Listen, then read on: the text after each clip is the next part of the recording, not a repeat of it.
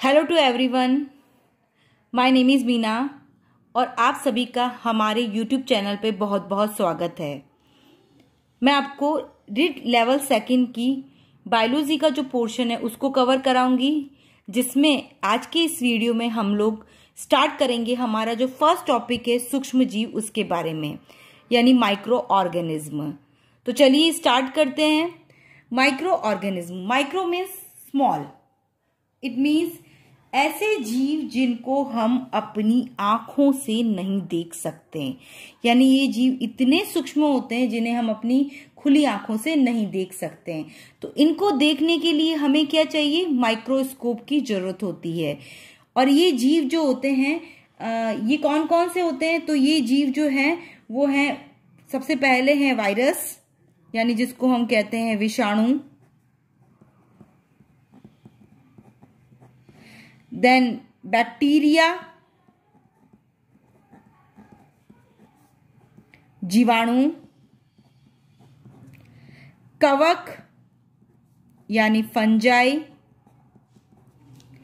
और फिर है प्रोटोजोआ। विषाणु, bacteria, fungi and protozoa.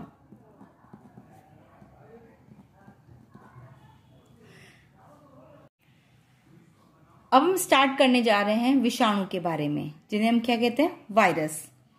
Virus जो है ये एक लैटिन शब्द है, ठीक है ना। वायरस वर्ड जो है ये किसका है? लैटिन भाषा का शब्द है, और लैटिन भाषा में इसको कहा जाता है वीनोम। वीनोम का मतलब होता है पॉइजनस फ्लूइड, इट मीन्स जहरीला तरल। तो वायरस को लैटिन भाषा में क्या कहा जाता है? पॉइजनस फ्लूइड, यानी जहरीला तरल। ये इतने सूक्ष्म होते हैं कि इनको जीवाणुविक फिल्टर से भी नहीं छाना जा सकता। जीवाणुविक फिल्टर जो होते हैं उनसे भी इनको पृथक नहीं किया जा सकता।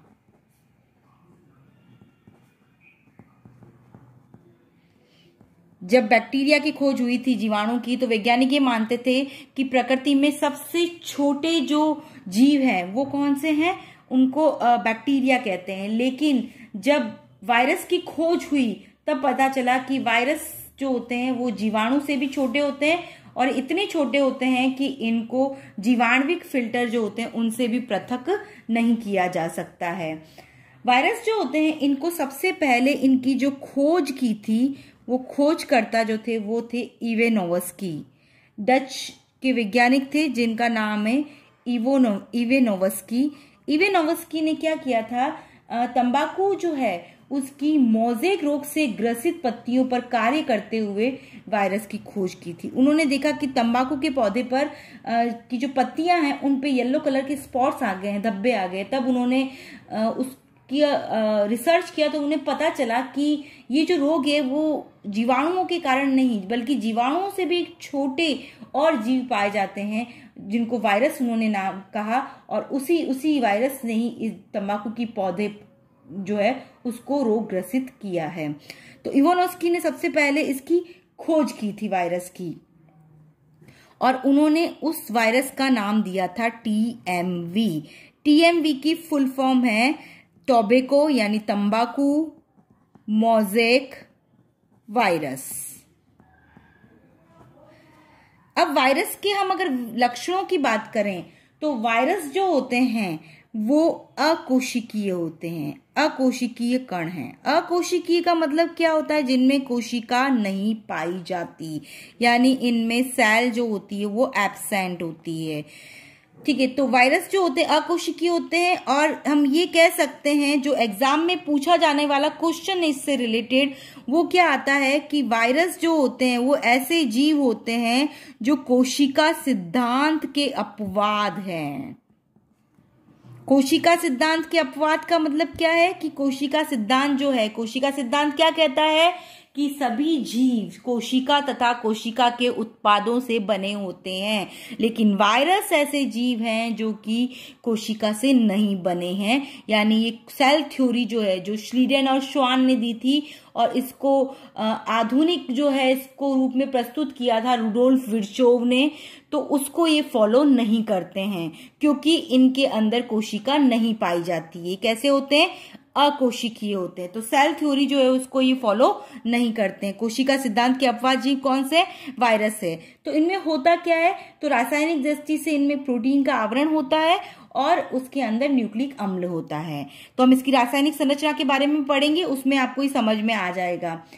अब हम बात करते हैं वायरस के और गुण। तो वायरस जो होते हैं ये परपोषी विशिष्टता दर्शाते हैं।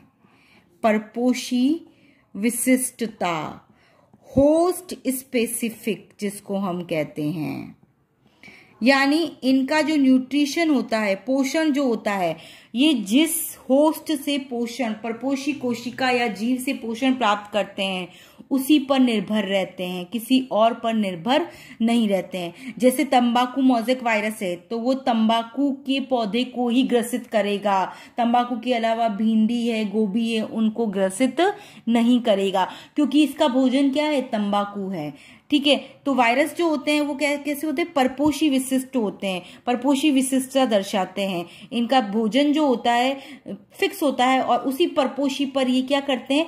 निर्भर रहते हैं, जिनको हम एक और नाम आपके दे रखा है अविकल्पी परजीवी होते हैं। अविकल्पी परजीवी, ये भी इंपॉर्टेंट पॉइंट है।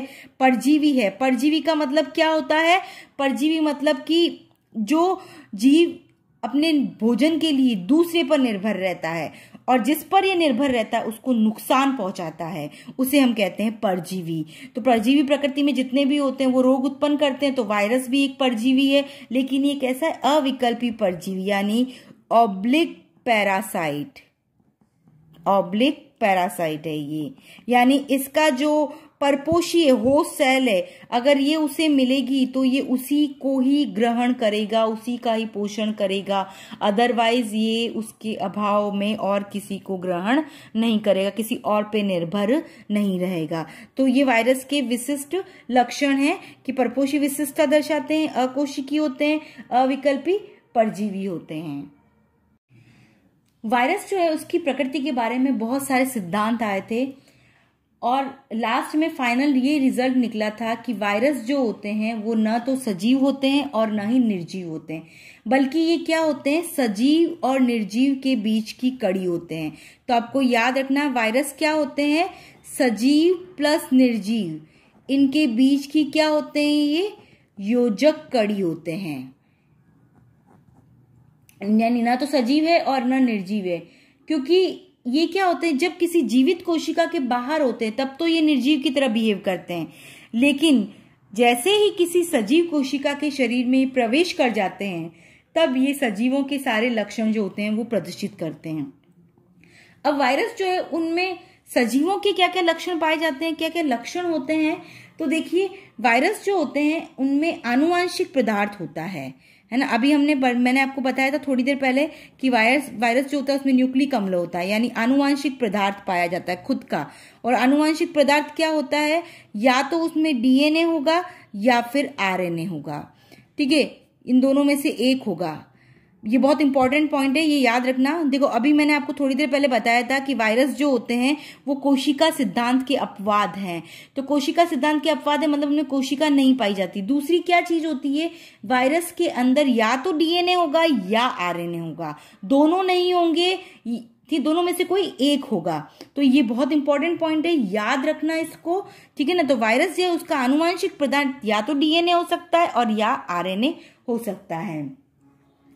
दूसरा, इसमें सजीवता का गुण ये क्या दर्शाते हैं कि ये जो होते हैं ये रासायनिक पदार्थ हों। ठीक है ना, जो भी केमिकल मटेरियल है, रासायनिक पदार्थ हैं, विकिरण है, ताप है, इनके प्रति ये क्या करते हैं? अनुक्रिया दर्शाते हैं।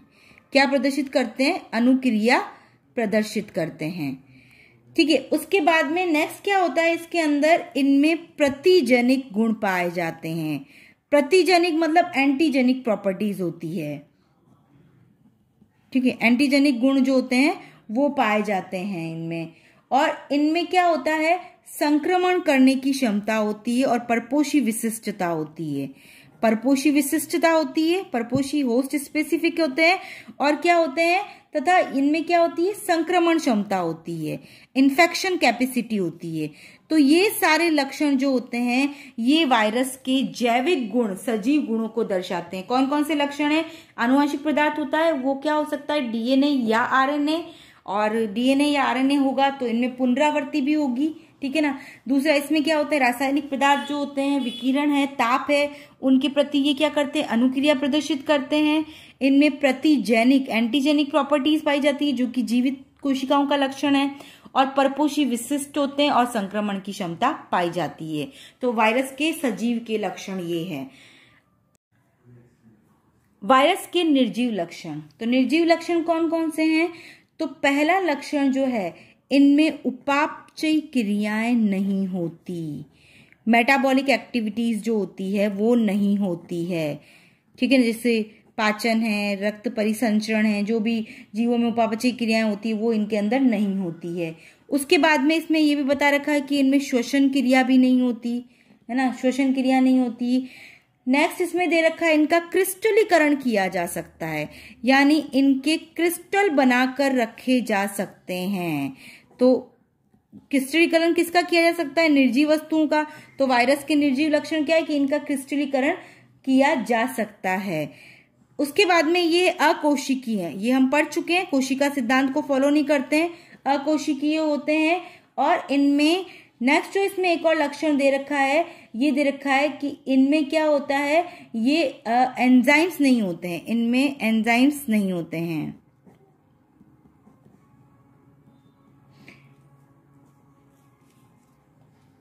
ठीक है, तो ये वायरस के क्या है, निर्जीवता के लक्षण है। एक और लक्षण इसका हम पढ़ लेते हैं निर्जीव में, वो है कि इनमें कार्यशीलता, स्वायत्तता भी नहीं होती, यानी ये स्वयं जो होते हैं वो कार्यशील नहीं होते हैं। कार्यशील निर्जीव कोशिका, सजीव कोशिका के अभाव में इनमें क्या होता है, क्रियाशीलता, स्वायत्तता भी नहीं होती है। सजीव कोशिका के अभाव में ये अपना कार्य संपन्न नहीं कर पाते हैं। इट मीन्स ये जो होते हैं ये लंबे समय तक ये अक्रियाशील बने रहते हैं। अगर इनको लंबे समय तक कोई जीवित कोशिका नहीं मिले तो ये बहुत लंबे टाइम तक क्या होते हैं, अक्रियाशील अवस्था में पड़े रह सकते हैं। अब देखिए वायरोलॉजी। वायरोलॉजी क्या होती है, वायरस का अध्ययन, यानी कि जीव विज्ञान की वह शाखा जिसमें वायरस की संरचना, वायरस में जनन, वायरस का वर्गीकरण, वायरस का गुणन या वायरस जो है उससे रिलेटेड सारी जो अध्ययन किया जाता है, स्टडी की जाती है, उसे हम वायरोलॉजी कहते हैं। क्या कहते हैं, वायरोलॉजी। वायरस का अध्ययन वायरोलॉजी कहलाता है। वायरस जो होते हैं वो क्या होते हैं कि जैसे ही किसी परपोषी कोशिका में प्रवेश करते हैं तो परपोषी कोशिका में ये जा करके और वहां पर क्या करते हैं, ये विशिष्ट कणों का निर्माण करते हैं, और इन विशिष्ट कणों को हम कहते हैं वायरॉन्स। क्या कहा जाता है, वायरॉन्स कहते हैं। फिर आपको एक परिभाषा दे रखी है, जीवाणुभोजी। जीवाणुभोजी, इसको हम कहते हैं बैक्टीरियोफेज। बैक्टीरियोफेज क्या होते हैं, ये एक वायरस का प्रकार है, ठीक है ना। बैक्टीरियोफेज या जीवाणुभोजी ये ऐसे वायरस हैं जो क्या होता है, जीवाणुओं को संक्रमित करते हैं, ठीक है ना, बहुत इंपॉर्टेंट है। जीवाणुओं को संक्रमित करने वाले, जीवाणुओं को खा जाते हैं। तो जीवाणुओं को संक्रमित करने वाले वायरस जो होते हैं उनको हम क्या कहते हैं, बैक्टीरियोफेज कहते हैं। ये जीवाणुओं को संक्रमित करते हैं। ये मृदा में, मलयुक्त जल है, फल है, दूध है, सब्जियों, मनुष्य की आंत में, लार में, रक्त में, इनमें भी पाए जाते हैं, ठीक है ना। अभी बैक्टीरियोफेज जो है, इन वायरस जो है, इनकी अगर हम संरचना देखें तो इनकी संरचना जो होती है टेडपॉल के जैसी होती है। टेडपॉल जो होता है ये मेंढक का लार्वा होता है। कैसा होता है, मेंढक का लार्वा होता है। तो जीवाणुभोजी जो वायरस होते हैं उनकी संरचना किसके समान होती है, टेडपॉल के समान होती है। जीवाणुभोजी वायरस के अलावा कुछ और भी टर्म्स दे रखे हैं, तो उनको आप याद रखना। देखो, एक लिखा हुआ है आपके जाइमोफेज। जाइमो वर्ड जो है वो रिलेटेड है यीस्ट से। किससे? यीस्ट। तो ये जो जीवाणुभोजी होंगे, ये जो होंगे यीस्ट पर परजीवी होंगे। किस पे होंगे? यीस्ट पर। तो यीस्ट पर परजीवी जो वायरस है जीवाणुभोजी, यीस्ट पे परजीवी जीवाणुभोजी है, उनको हम कहते हैं जाइमोफेज। ठीक है। इसके अलावा साइनोफेज, साइनो वर्ड रिलेटेड है नीलहरित शैवाल से। किससे? नीलहरित शैवाल से। तो जो ब्लू ग्रीन एल्गी है, BGA जो है, उस पर पाए जाने वाले जो वायरस है उनको हम कहेंगे साइनोफेज। एक और आता है माइकोफेज। माइको वर्ड रिलेटेड कवक से। ठीक है ना। तो यानी कवकों पर परजीवी वायरस, यानी वे वायरस जो किस पे परजीवी होते हैं? कवकों पर। ठीक है। तो उनको हम कहते हैं माइकोफेज। तो ये तीनों टर्म आपको याद रखने हैं, एग्जाम में पूछे जाते हैं। जाइमोफेज के बारे में, साइनोफेज, ऐसे वायरस जो कि नीलहरित शैवाल पे पाए जाते हैं उन्हें क्या कहते हैं? ठीक है। तो ऑप्शन में दे दिया जाएगा जीवाणुभोजी, जाइमोफेज, साइनोफेज, माइकोफेज, इस तरह से ऑप्शन दिए जाएंगे। अब देखिए, वायरस का हम नेक्स्ट टॉपिक जो पढ़ रहे हैं वो है रासायनिक संगठन। कि वायरस जो है वो केमिकली यानी रासायनिक रूप से किससे बना है। क्योंकि वायरस में कोशिका का अभाव होता है, तो वायरस रासायनिक रूप से किस किस का बना होता है। तो वायरस में रासायनिक रूप से मुख्यतः दो जो होते हैं वो कंपोनेंट्स होते हैं, दो इसके घटक होते हैं। सबसे पहला बाहर वाला जो भाग होता है वो होता है वायरस में बाह्य भाग, उसका जो आवरण होता है बाह्य भाग, तो हम कह सकते हैं उसको बाह्य भाग जो होता है वायरस का, उसको हम कहते हैं कैप्सिड। उसके बाद में अंदर वाला पार्ट जो होता है उसे हम कहते हैं उसका जीनोम। ठीक है। तो आपको ध्यान रखना, वायरस के रासायनिक संगठन में दो भाग होते हैं। बाह्य भाग कैप्सिड होता है, और कैप्सिड जो होता है वो बना होता है प्रोटीन का। किसका बना होता है? प्रोटीन का बना होता है। और आंतरिक भाग जो होता है उसमें जीनोम होता है। जीनोम मतलब कि इसके अंदर इसका क्या पाया जाता है? आनुवांशिक पदार्थ। यानी केंद्रीय भाग जो होता है उसमें क्या होता है? इसका आनुवांशिक पदार्थ। और वो आनुवांशिक पदार्थ क्या होता है? DNA हो सकता है या RNA। DNA का पूरा नाम है डीऑक्सी राइबोन्यूक्लिक अम्ल, और RNA का पूरा नाम है राइबोन्यूक्लिक अम्ल। तो बाह्य भाग जो होता है कैप्सिड कहते हैं, जो प्रोटीन का बना हुआ होता है, और जीनोम बीच वाला जो आनुवंशिक पदार्थ। इनके अलावा कुछ वायरस में क्या होता है? बाहरी आवरण भी पाया जाता है। तो आप ये डायग्राम देख रहे हैं, ये वायरस का ये देखो, ये आवरण है, बाह्य आवरण। ये बाह्य आवरण जो होता है ये सब वायरसों में नहीं होता है, किन्हीं वायरसों में ही पाया जाता है। तो ये इसलिए मैंने डायग्राम में सिर्फ आपको ये बताया है कि किसी में पाया था। मुख्य जो इसका रासायनिक संगठन होता है उसके अंदर तो क्या होता है कि ये इसका बाह्य भाग होता है, ये वाला जो है ये कैप्सिड कहलाता है। इसको हम क्या कहते हैं? कैप्सिड कहते हैं। ठीक है। और बीच वाला भाग जो है ये इसका क्या होता है? जीनोम होता है, न्यूक्लिक अम्ल जिसको हम कहते हैं, जो DNA भी हो सकता है या RNA भी हो सकता है। देखिए, प्रकृति में 90% ऑर्गेनिज्म जो है उनका आनुवांशिक पदार्थ जो होता है वो DNA होता है, लेकिन वायरस ऐसे जीव है जिनका आनुवांशिक पदार्थ DNA के अलावा RNA भी हो सकता है। जबकि RNA आनुवांशिक पदार्थ के रूप में 90% केसेस में कहीं किसी भी जीव में नहीं पाया जाता है सिवाय वायरस के। ठीक है। तो ये इंपॉर्टेंट है। तो आपको ये ध्यान रखना है, कैप्सिड होता है जो कि प्रोटीन का बना होता है, बीच वाला भाग जो होता है जीनोम होता है। जीनोम जो होता है DNA भी हो सकता है या RNA, बल्कि दोनों नहीं होते हैं।